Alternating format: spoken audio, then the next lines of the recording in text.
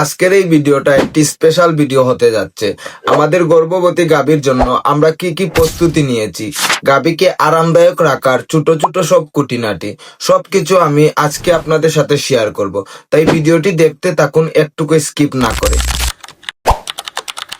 সবাইকে নমস্কার, আশা করি আপনারা সবাই ভালো আছেন।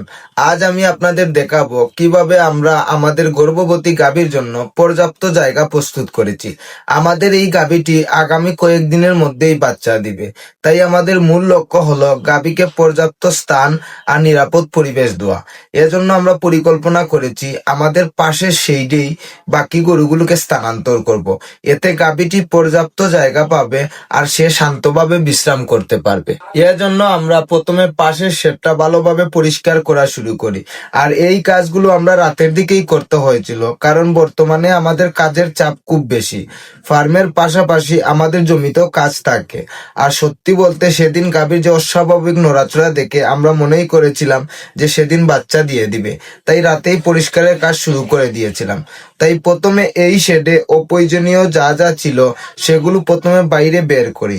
শেডে অনেকদিন ধরে জমে থাকা খাদ্য ও অন্যান্য আবর্জনা আগে বের করি, কারণ নোংরা শেডের কারণে ব্যাকটেরিয়া দ্রুত বৃদ্ধি পায়, যা এখানে স্থানান্তর গরুর জন্য সমস্যা হতে পারে।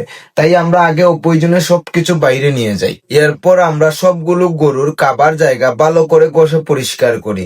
আর খাবার জায়গা অনেকদিন ধরে অকেজো ছিল, যার কারণে এর ভিতর অনেক পিঁপড়া আর খুব নোংরা ছিল, তাই এই জায়গা পরিষ্কার করতে খুব কষ্ট হয়েছিল আমাদের। আর জায়গাগুলো ভালো করে ঘষা শেষ করে আমরা পুরো শেডে পেভিসন পানির সাথে মিক্সার করে ছিটিয়ে দিই।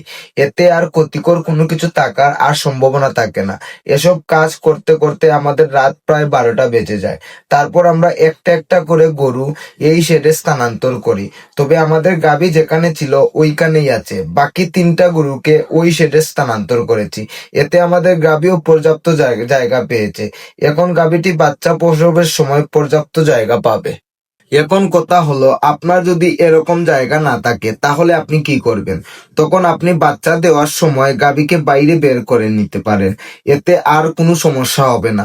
এরপরও যদি কোনো কিছু জানতে হয় তাহলে আমাদের সরাসরি মেসেজ দিতে পারেন অথবা কল করতে পারেন, আমি চেষ্টা করব আপনাদের সবকিছুর উত্তর দেওয়ার। যাই হোক, আমি আশা করি ভিডিওটি আপনাদের কাছে উপকারী হয়েছে এবং আজকে নতুন কিছু খুঁটিনাটি শিখতে পেরেছেন, যা আপনারা নিজে গরু পালন করার সময় ব্যবহার করতে পারেন। আর ভিডিওটি যদি ভালো লেগে থাকে তাহলে অবশ্যই একটি লাইক দিবেন আর কমেন্টে আপনার মতামত শেয়ার করবেন। আর আপনার পাড়া প্রতিবেশী বা বন্ধুদের সাথে ভিডিওটি শেয়ার করবেন, যারা গরু পালন করে তাদেরও যাতে উপকার হয়।